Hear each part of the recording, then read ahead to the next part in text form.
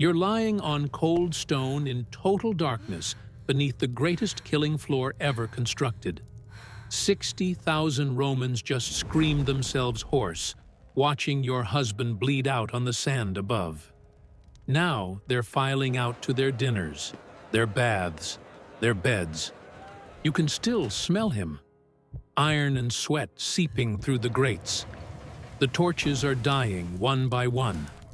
Gates are grinding shut somewhere in the maze around you.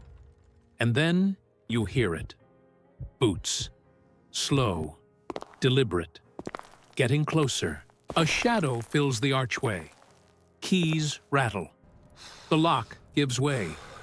Standing in front of you is the man who just drove a sword through your husband's chest. This isn't fiction. This isn't dramatized. This was an ordinary Tuesday in ancient Rome. The Colosseum wasn't just a stadium, it was the shiny surface of something far darker.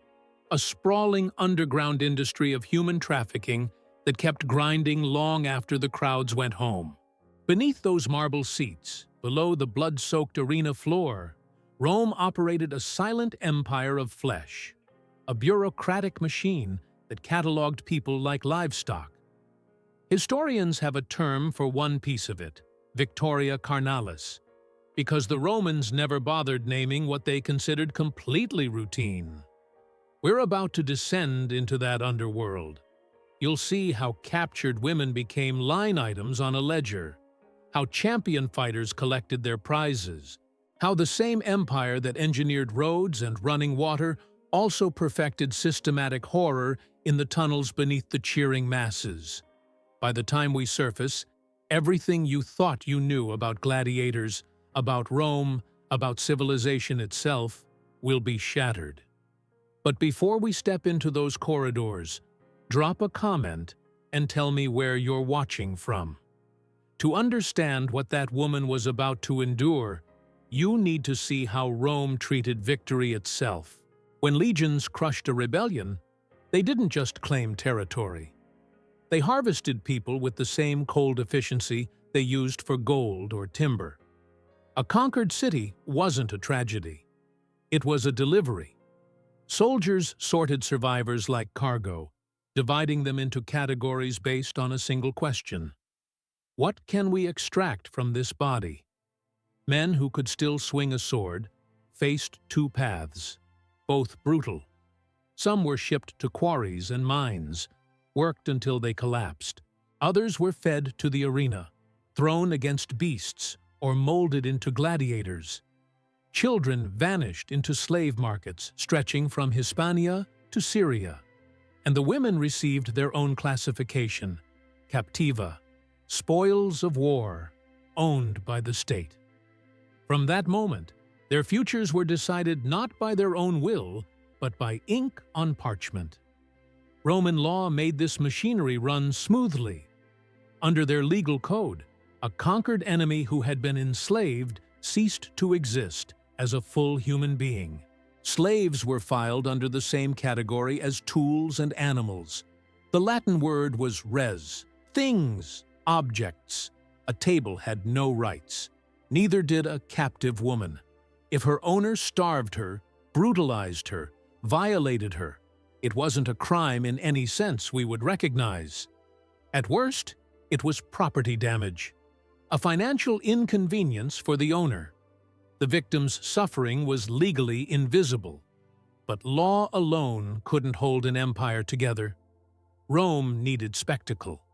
The games weren't entertainment, they were education. When you sat in those stands watching a prisoner ripped apart by wild animals, you were receiving a lesson in what happened to anyone who defied Roman power. Fear made visible, packaged with music, food vendors, and thunderous applause. A typical day at a major amphitheater followed a reliable schedule. Morning brought animal hunts and exotic beast battles. Midday was reserved for executions. Afternoon featured the headline, Gladiator matches. That midday slot, when wealthy Romans often stepped out for lunch or political conversations, was frequently the most depraved. This was the hour of what historians now call fatal charades. These were theatrical productions based on famous myths and legends. Except there were no actors who would take a bow afterward. Condemned prisoners were costumed as legendary figures from stories every Roman knew by heart.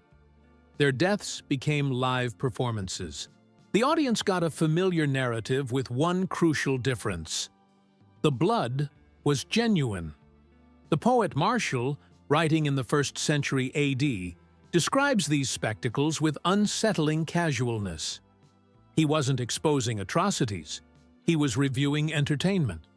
In one passage, he recounts a man forced to play Orpheus, the mythical musician whose melodies could tame any creature. The prisoner walked onto the sand carrying a lyre. He never got the chance to play a single note. A bear was released. It tore him to pieces while spectators munched on snacks and roared for more. Martial quips that this time the magic failed. For him, a clever observation. For the prisoner, his final moment of existence. Another scene Martial documents is far worse. It was staged around the myth of Pasiphae, a queen who, according to legend, coupled with a sacred bull. The Romans transformed this into a live exhibition. A condemned woman was prepared, led into the arena, and positioned so that an animal could be driven onto her. No illusions, no substitutes. The audience watched a real human being assaulted by a real beast. She died from her injuries in front of everyone, and that was precisely the point. It wasn't an accident or malfunction. It was advertised in advance. This detail matters. The Roman state didn't conceal this violence. It promoted it. Painted announcements on city walls promised what kinds of horrors spectators could expect. Senators, merchants, aristocrats, and their families arrived, knowing they would witness people burned alive, torn apart, humiliated, and destroyed in symbolic ways. Some brought their children. Vendors wove through the rows selling refreshments, while the condemned shrieked. This wasn't one deranged emperor losing his mind. This was policy. It continued for generations under different rulers. The government funded it. Officials coordinated it. Writers like Martial and Juvenal described it without a trace of shock. This was how the empire conditioned its citizens to view conquered peoples as subhuman. Once you could watch a man dressed as Orpheus die for laughs, it became much easier to accept that a captive woman somewhere beneath that same arena was just another prize, another piece of equipment distributed for a job well done. Now, bring gladiators back into focus. These men existed inside a strange contradiction. Legally, most were slaves. Some were criminals sentenced to the games. Others were prisoners of war. A handful were volunteers chasing money or glory. Whatever their origin, once they entered the training schools, they became property. Their bodies belonged to their owner, usually a wealthy manager called a lanista, or, at the highest levels, the emperor himself. Yet gladiators achieved a kind of fame that free citizens could only fantasize about. Their faces appeared in mosaics and graffiti. Fans scratched their names into walls. In cities like Pompeii, scrawled messages celebrate specific fighters. One is called the heartthrob of the girls. Another is called the glory of the women. Young men imitated their style. Children played games pretending to be them. Women from elite families were especially captivated. Ancient writers joke, with bitter undertones, about noble ladies bribing guards and sneaking into gladiator barracks after dark. Stories circulated about fighters like Sergius, a heavily scarred warrior who became the secret lover of multiple married aristocrats and sparked scandals that spread through every dinner party. Even gladiator sweat became a commodity.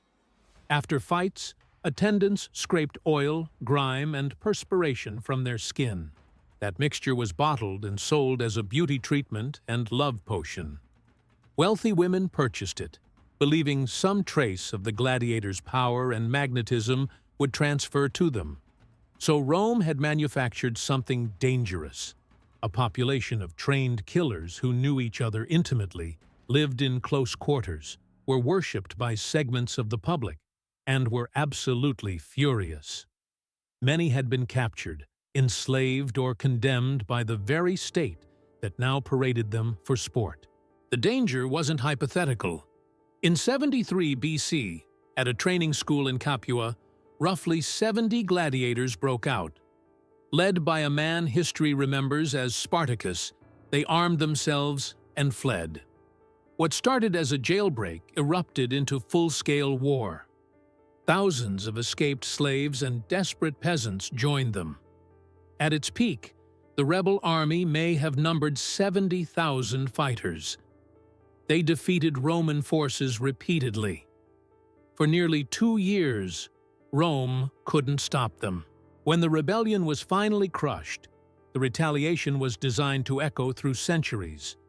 Approximately 6,000 captured rebels were crucified along the Appian Way, the main highway into Rome. The crosses stretched for miles. Ancient sources claim there was a body every few dozen paces, transforming the road into a corridor of slow public death. That image burned itself into the Roman psyche for generations. It was both warning and wound. From that moment, every gladiator holding a weapon looked like a potential Spartacus. Rome couldn't afford carelessness, but it also couldn't simply release them.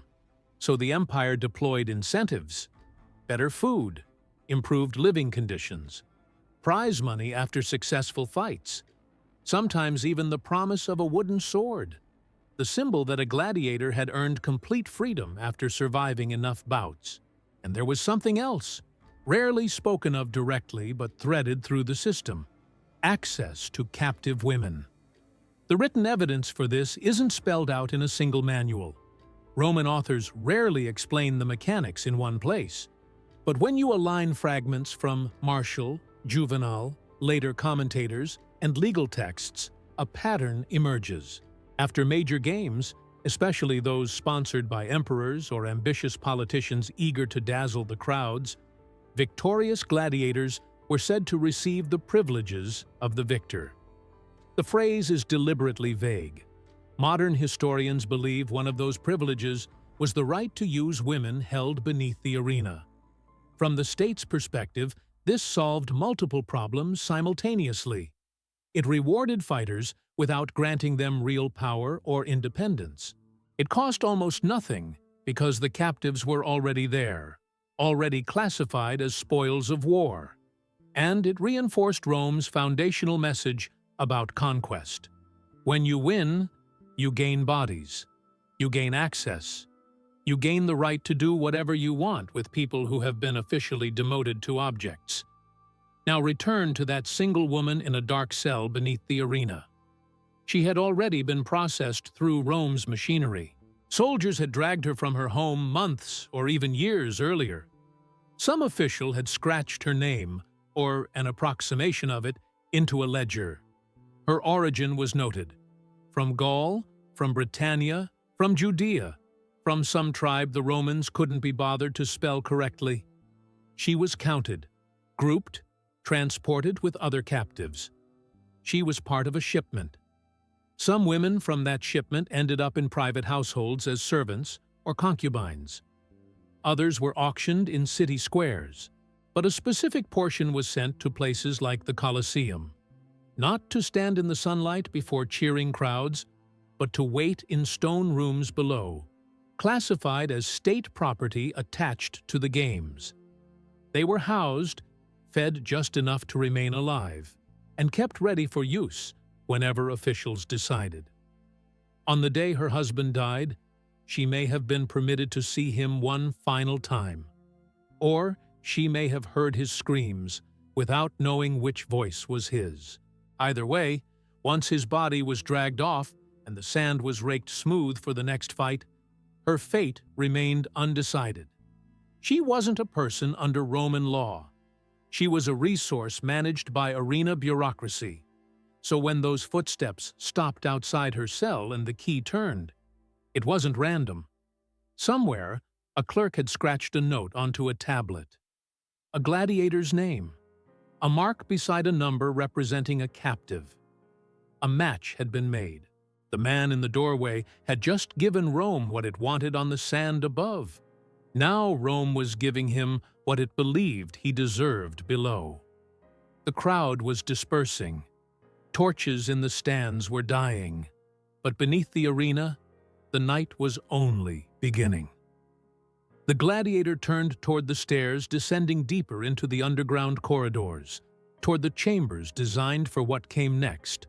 In the next part, we're going down there with him, into the Hypogeum, where the stones, the chains, and the graffiti still carry the marks of what happened when the games ended. The stairs leading into the Hypogeum were steep and cramped by design. There was only one direction that mattered: down. Oil lamps flickered along the walls, casting weak pools of light that barely touched the darkness between them. The air was dense with the stench of animal waste, human sweat, and iron. Somewhere in the blackness, a lion slammed against its cage and the metal screamed. Above, the crowd was a distant rumble, like thunder filtering through stone. Down here, the roar of the arena served only as a reminder that the city's attention was fixed elsewhere. No one was watching what happened in these corridors. The gladiator moved forward with a guard at his back and an arena official leading the way. The official carried a wax tablet and a stylus. That small block of wood and wax held more power down here than any blade. It contained names, numbers, and marks that transformed living human beings into entries on a list.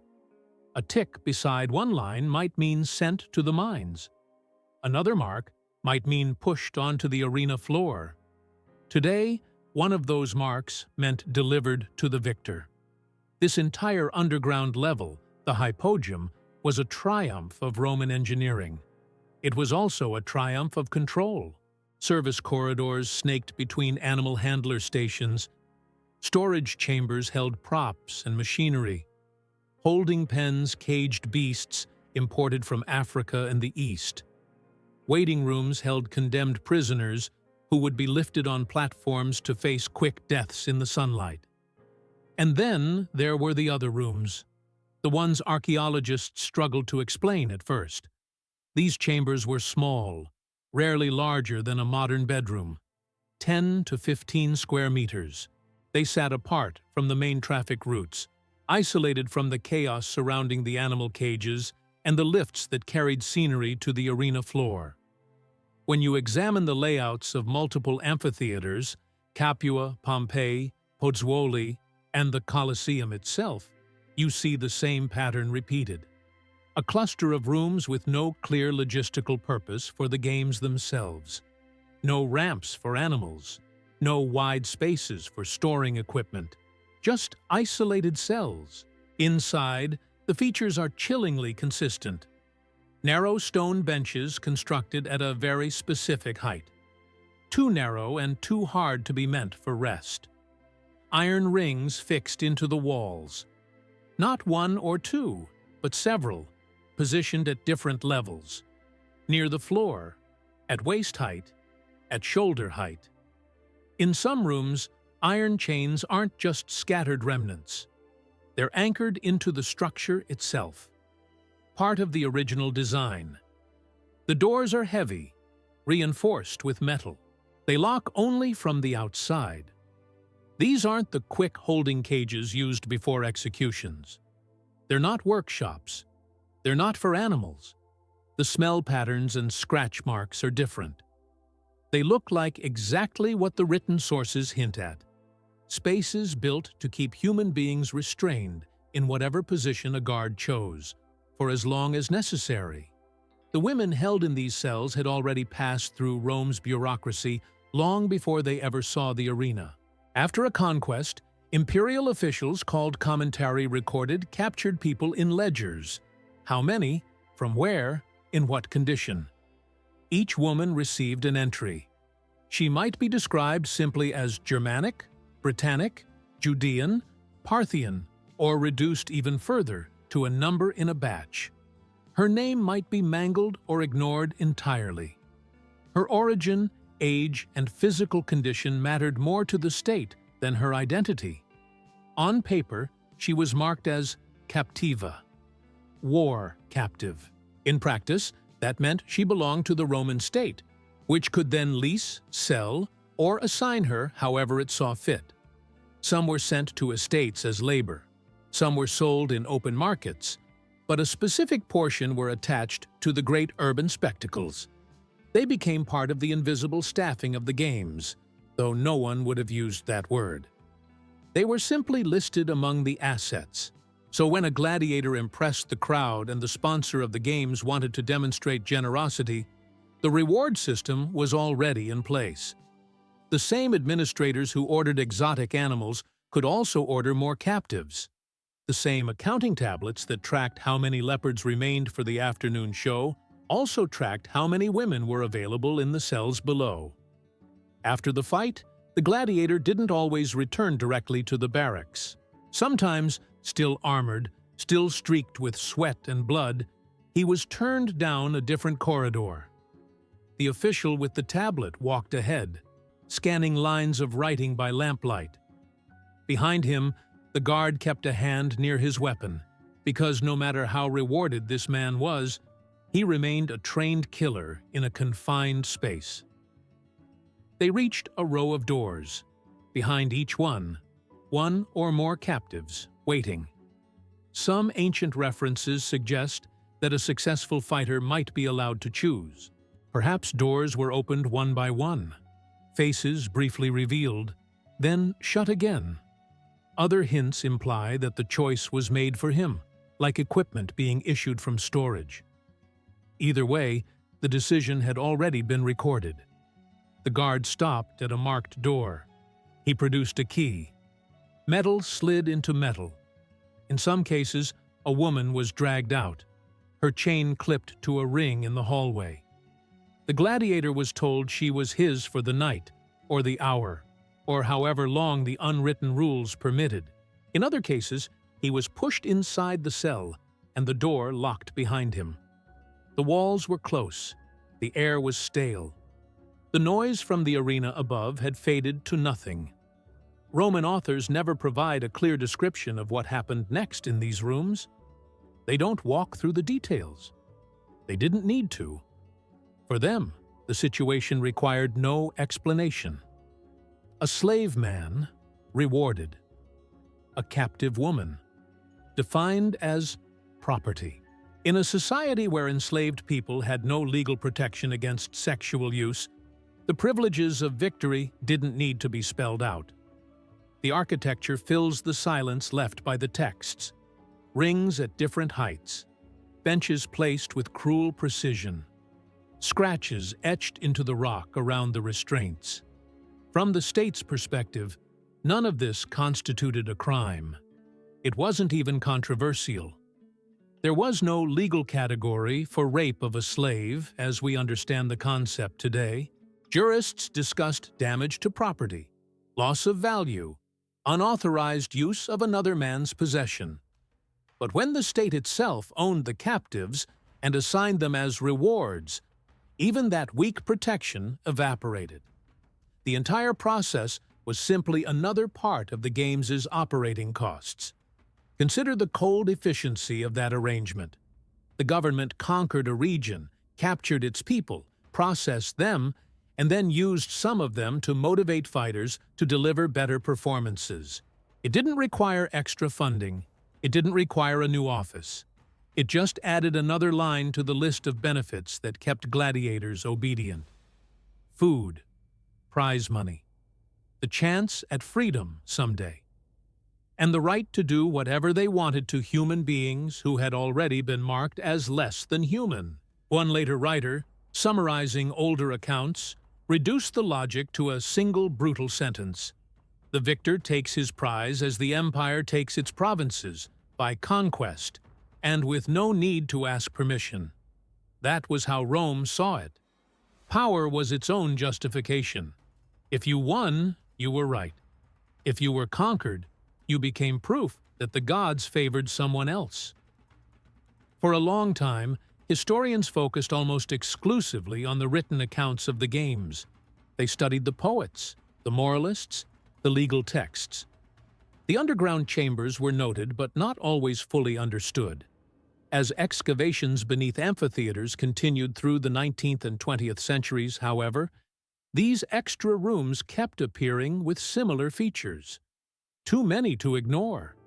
Too specific to dismiss as random storage. In Rome, beneath the Colosseum, archaeologists mapped a maze of corridors and chambers. Tour guides still point out the animal cages and the mechanisms that lifted scenery and fighters through trapdoors. But in the detailed plans, you can also see tightly enclosed spaces with that same pattern of benches and rings. They sit off to the side, away from main traffic. Some show heavyware around the anchoring points in the walls, as if chains had been pulled and twisted there, over and over, by human force. In Capua, the city where Spartacus's revolt began, the findings are even more haunting. In the Hypogeum of the amphitheater, excavators discovered cell walls scratched with writing. Not neat, carved inscriptions like those on triumphal arches. These were rough, jagged marks made by hands without proper tools and probably without much time. Some are just lines and shapes, perhaps someone counting the days. Others form words. Not all the graffiti is legible. Some is in broken Latin, some in Celtic or other local languages, but a few messages stand out. One translates roughly as, "I was Aemilia of the Brigantes. I saw my children killed. Now I am nothing." Another reads, "To any god who hears, let me die before tomorrow."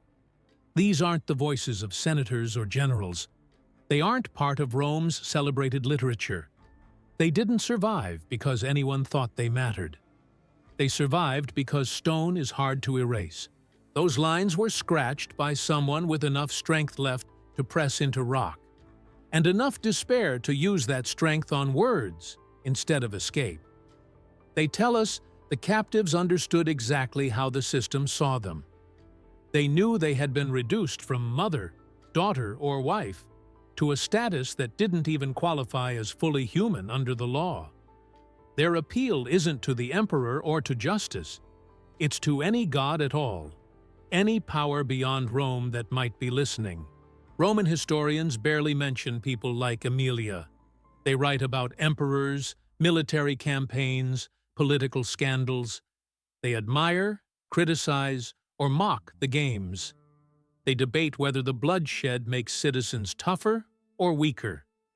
But they don't waste sentences on the women in the underground chambers. They don't have to. For them, those women are part of the scenery, like the sand or the cages. One historian, Cassius Dio, writing in the 3rd century AD, offers a single clue.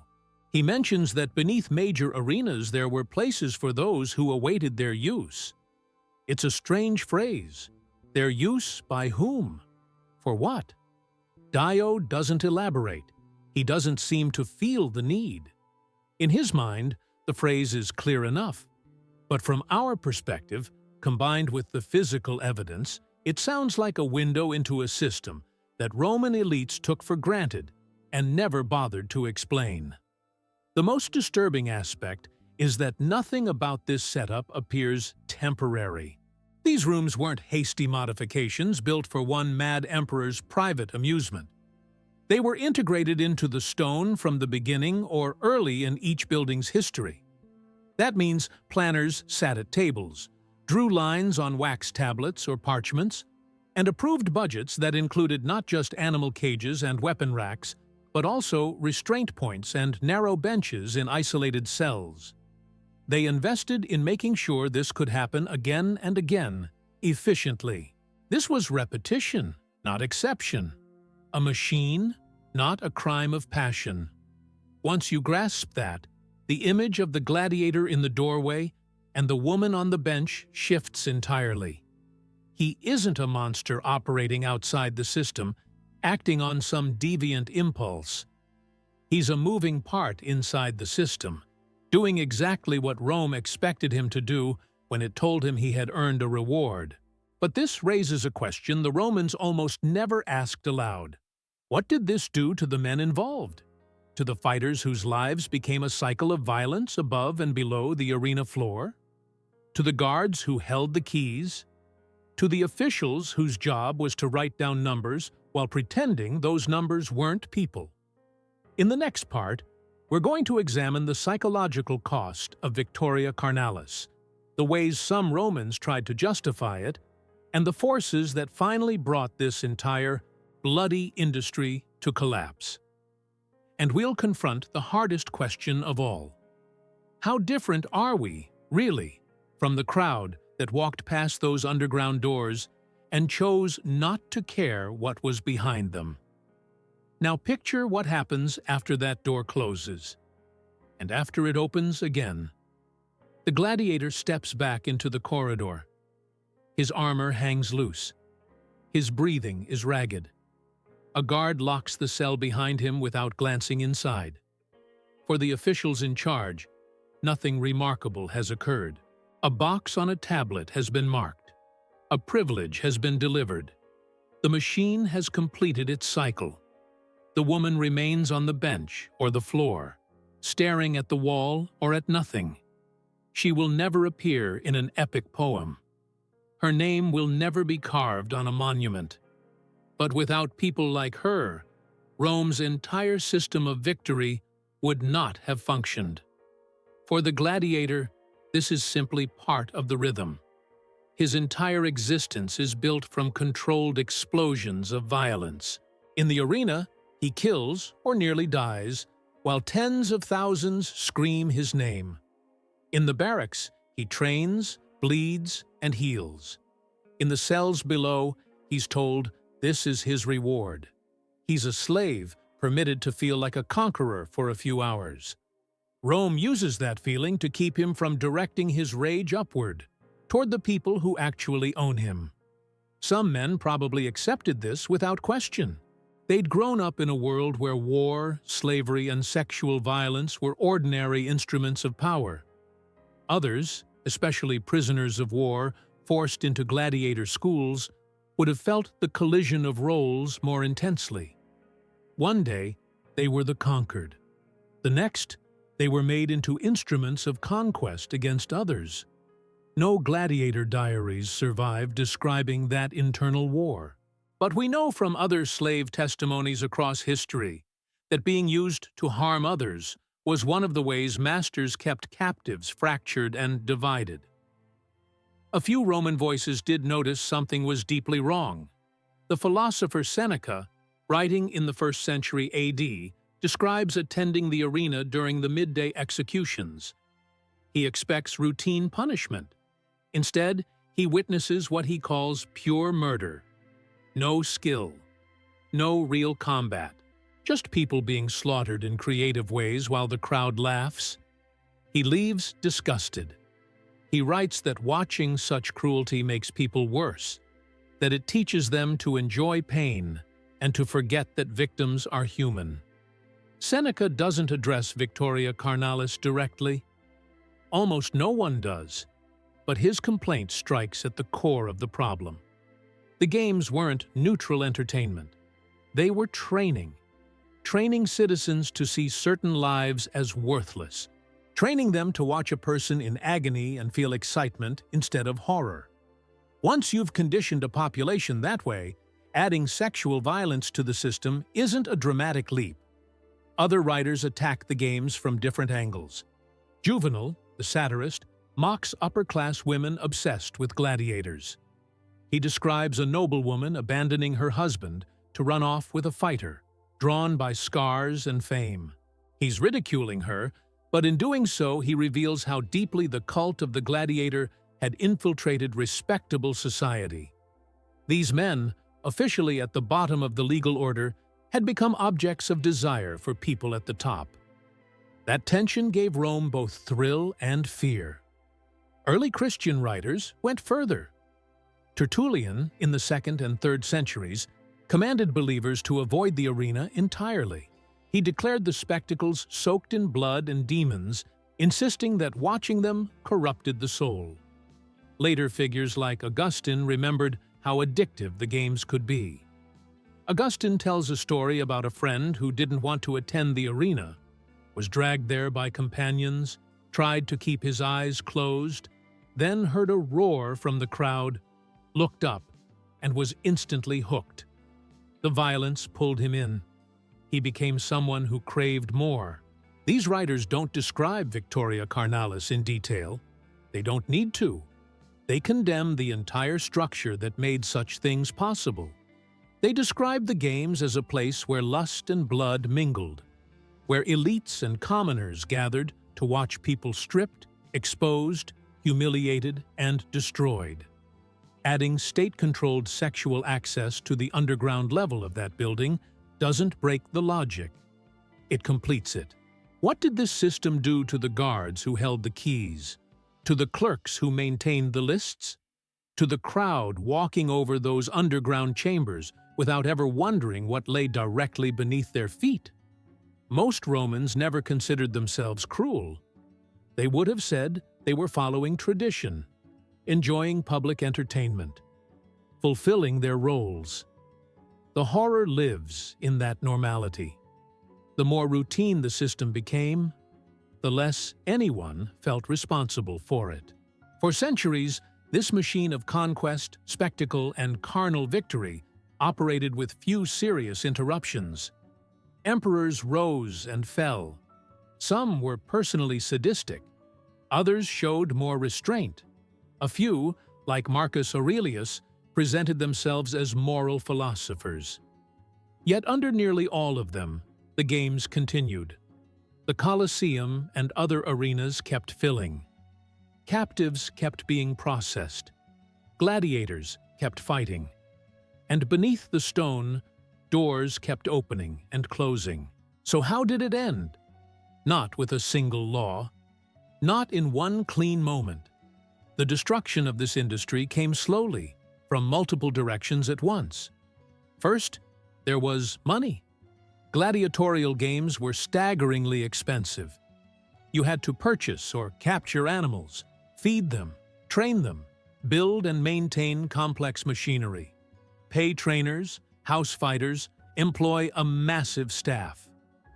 In the 3rd century AD, the Roman Empire was struck by repeated crises: civil wars, invasions, plagues, inflation. Emperors rose and fell so rapidly that people joked the real power belonged to the army, not the throne.